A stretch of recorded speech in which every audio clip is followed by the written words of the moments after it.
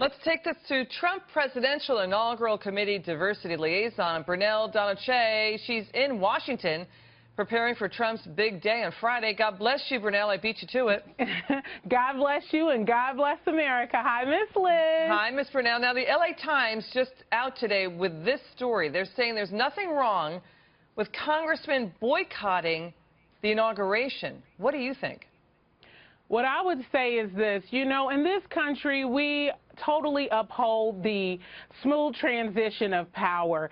And interestingly enough, Hillary Clinton, who was the person who was hurt, broken, cried behind all of this, who actually lost this election, is going and being patriotic, and she is going to support the 45th president, Donald J. Trump. And so I find it just to be politics as usual, another way to try to disrespect the vote of the American people, and I believe that we should be taking notice of all 65 of them.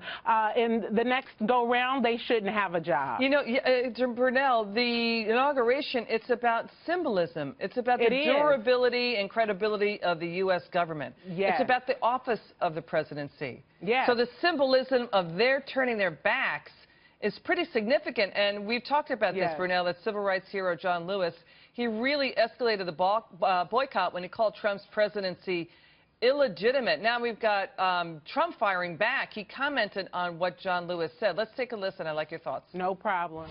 We have to have a smooth transition, and President Obama understands that very well, and that's why he's been so gracious, but he understands that. And I think for him to have grandstanded, because I think he just grandstanded John Lewis, and then he got caught in a very bad lie. So let's see what happens. Okay, the lie Trump is referring to is when Congressman Lewis he boycotted Bush, right? There you go, right. What are your thoughts here?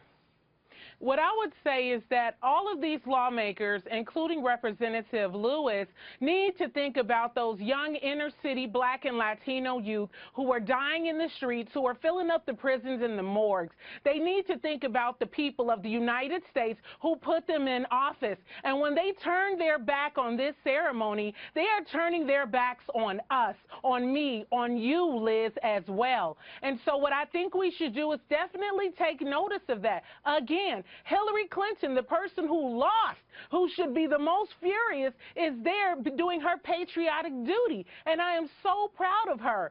I just think that, here it is again, like I said, politics, grandstanding, but you're slapping millions of Americans in the face who went to that voting booth. And one other thing, Miss Liz, they keep talking about these Russians. Okay, then I must be one of the Black Russians that voted for Donald Trump and put him in office. And you, Miss Liz, you must be one of the Caucasian Russians that put him into office. It's disgusting. Well, I'm not revealing who I voted for, but Ms. Brunell, your point's well taken. I mean, just like you shouldn't, it's being thought about, taking the knee in protest of football players doing that. This is not the forum to do it. And Brunell, Absolutely not. that's what people are upset about.